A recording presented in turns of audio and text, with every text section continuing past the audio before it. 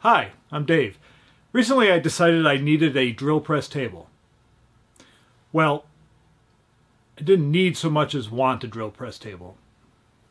Nobody really needs a drill press table. It's just nice to have. And here it is. It's a simple drill press table. It's made out of scrap wood. It's removable. I can take it on and off easily. It has an adjustable fence and these sliding panels that you can move in and out and replace as holes are drilled into it, which happens with a drill press. Let me show you how I made it.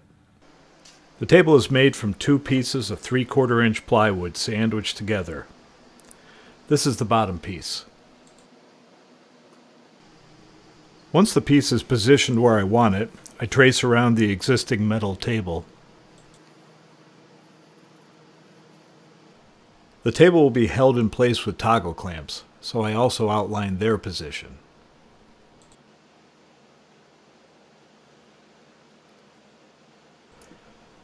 Now I have a guide to cut a recess in the bottom panel.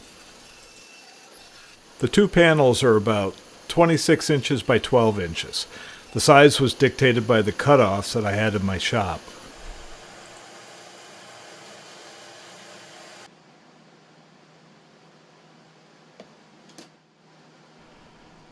Now I glue the 2 panels together, concentrating on keeping their front edges aligned flush to each other.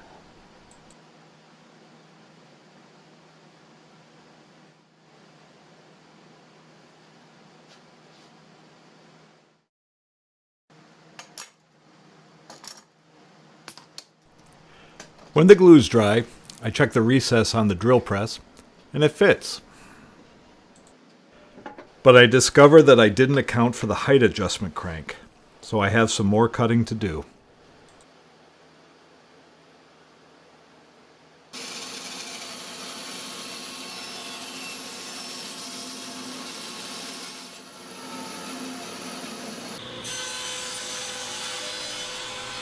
Now I start working on the fence, cutting a strip of 1/2 inch plywood for the base,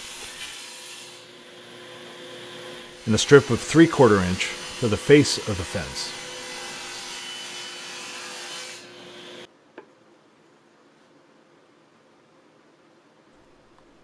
Now I lay out the plywood strips to form the fence and mark them for length. This block is made from 2 short pieces of 3/4 inch ply sandwiched together. It will beef up the fence at the location of the drill bit.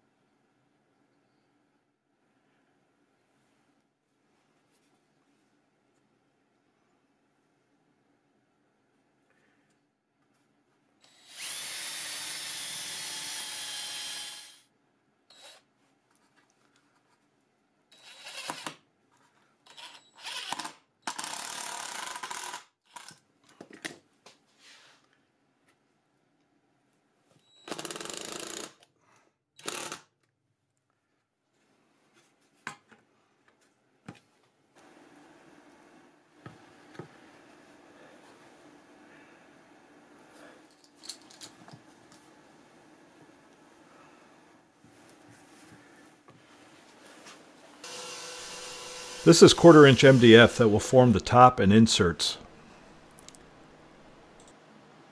I set the table saw blade to 70 degrees. The top panels and the inserts are cut at this angle where they meet, so the inserts will be held in place.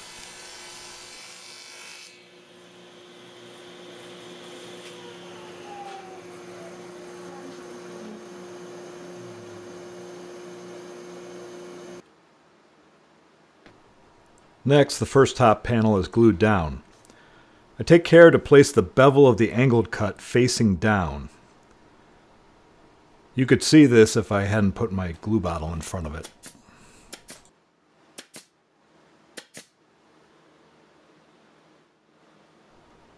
Using the insert as a spacer, I glue down the other top panel.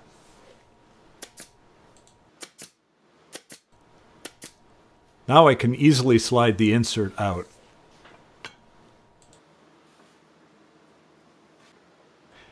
After trimming all 3 layers of the table flush, which I forgot to film, I decided to put trim around the outside edges.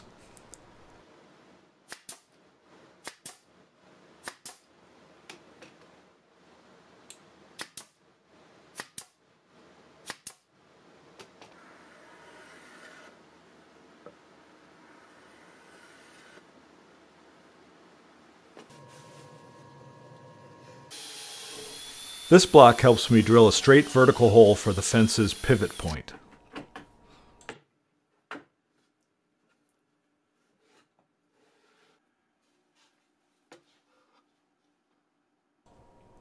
After marking the path of the hole for the locking bolt, I set my circle cutting jig to cut a curved channel for the bolt to ride in.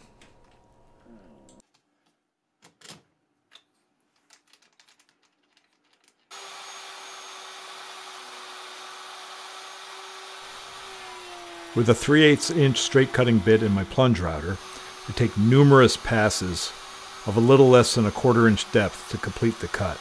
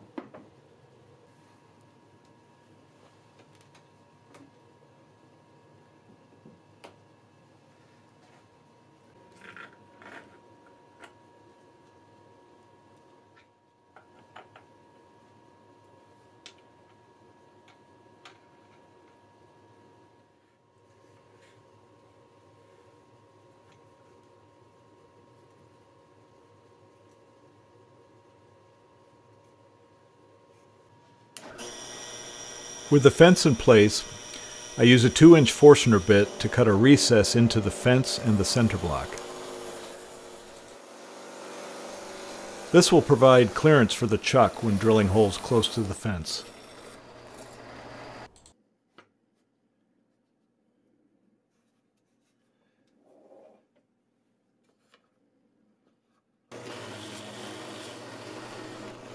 And now to try it out.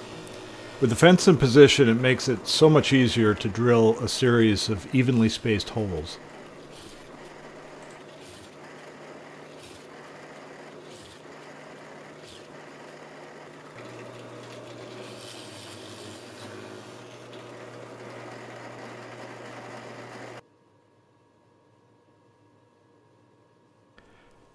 As always, thanks for watching.